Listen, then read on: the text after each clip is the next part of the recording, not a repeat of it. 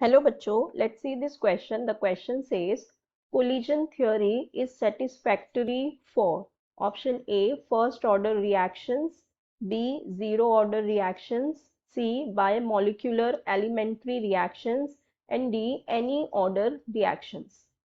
So हमें यहाँ पे बताना है कि जो कोलिजन थ्योरी होती है ये इनमें से कौन सी रिएक्शन में सेटिस्फैक्टरीली हो सकती है। ठीक है, सो जो हमारी कोलिजन थ्योरी होती है, कोलिजन थ्योरी ये क्या कहती है?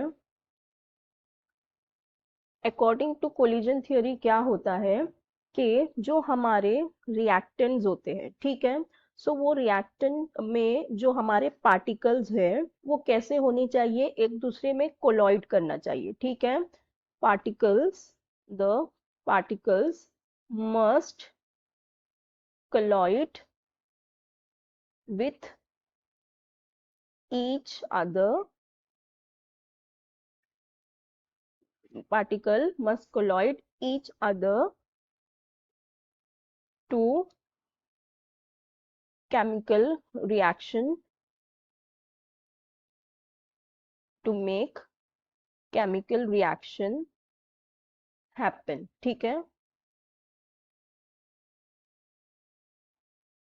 अब रिएक्शन को, केमिकल रिएक्शन को होने के लिए जो पार्टिकल्स है हमारे रिएक्टेंट के, ठीक है, पार्टिकल्स ऑफ रिएक्टेंट कह लो, particles of reactant must collide with each other to make chemical reaction happen. ठीक है, अब देखो ये जो होना तो चाहिए, लेकिन जो केमिकल रिएक्शन है ये क्या होती है, is determined by the energy of the reactants and their orientation. ठीक है, एक ये भी हम कहते हैं कि chemical, according to collision theory, that chemical reaction is determined by the energy of the reactant and their orientation। ठीक है, and their orientation।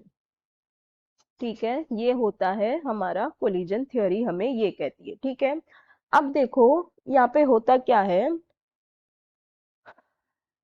जो हमारी एक्टिवेशन एनर्जी अंदर रिएक्टेंट है, they must be in favourable orientation for the chemical reaction to happen.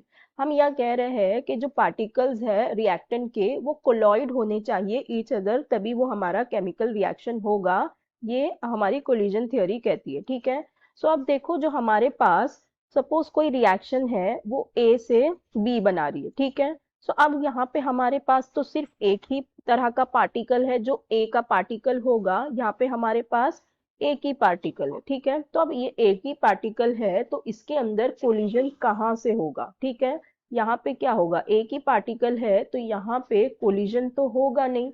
So collision होने के लिए हमारे पास एटलीस्ट यहाँ पे दो पार्टिकल तो होने चाहिए रिएक्शन में। ठीक है, जैसे हमारे पास ये रिएक्शन हो गई ए प्लस बी, तो हमें दे रही है सी प्लस डी, तो हमारे पास एक ए का पार्टिकल है, एक बी का पार्टिकल है, so they can colloid with each other। ठीक है, they can collide with each other and collide with each other and reaction can happen। ठीक है, सो यहाँ पे रिएक्शन हो सकती है क्योंकि ये दोनों के बीच में कोलिजन होगा।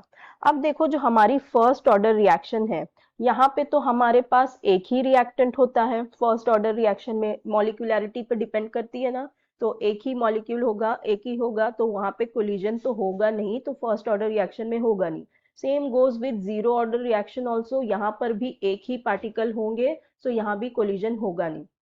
अब हमारा जो बाय मॉलिक्यूलर एलिमेंट्री रिएक्शन होता है वो इस तरह से होता है। ठीक है, तो यहाँ पे क्या होते हैं, दो रिएक्टेंट्स प्रेजेंट होते हैं। सो अब दो रिएक्टेंट है तो उनके बीच में कोलिजन होने के बहुत ज्यादा चांसेस होते हैं, उनके बीच में कोलिजन होता है और वहां से रिएक्शन होता है। ठीक है, सो इसका मतलब जो हमारी कोलिजन थियोरी है वो satisfactory for bimolecular elementary reaction हो जाएगी।